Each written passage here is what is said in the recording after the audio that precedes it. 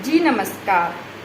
आज आप जानेंगे कम बोलने से क्या होता है और कम बोलने से आपका ही फायदा है।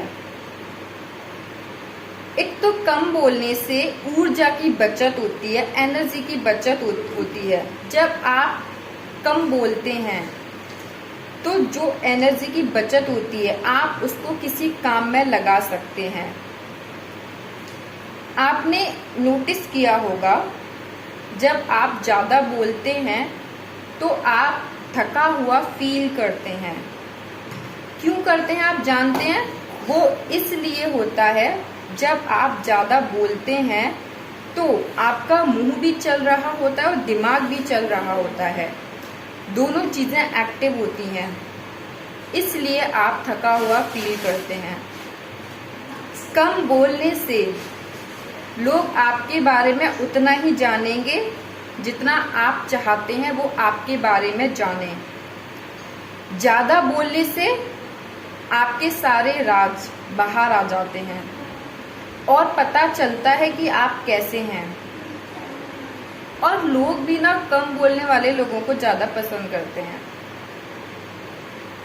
महिलाओं के साथ ये दिक्कत है, ये आम दिक्कत है कि वो बहुत ज़्यादा बोलती हैं। फिर कहती हैं कि हमारे पति हमारी बात ही नहीं सुनते, कि हमारी तो घर में कोई सुनता नहीं है। अरे आप इतना बोलती हैं तो लोग कैसे आपको सुनेंगे, कैसे आपको समझेंगे? अगर आप चाहती हैं कि लोग आपको सुने, घर में भी सुने और बाहर भी सुने, तो आप कम बोलें, आप नपा तुला बोलिए। आप क्यों बोलती हैं फालतू का?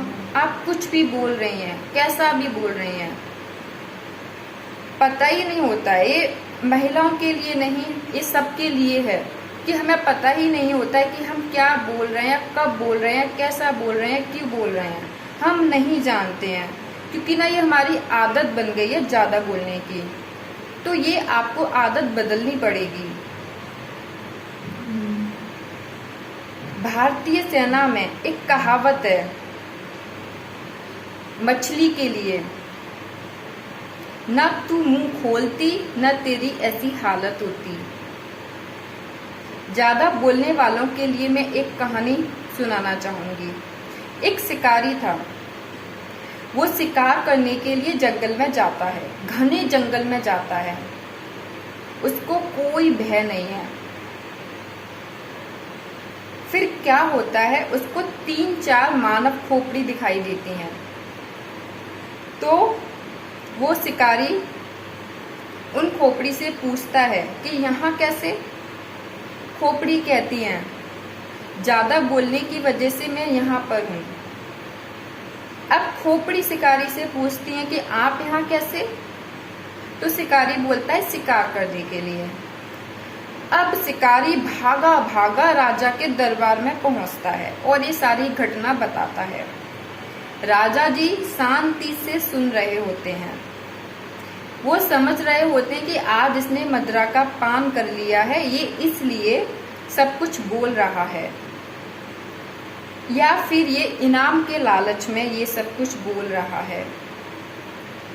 राजा जी इसको समझाते हैं, वो तब भी नहीं समझता है। राजा जी कहते हैं ये सब झूठ है, वो तब भी नहीं समझता है इस चीज़ को, वो अड़ा रहता है।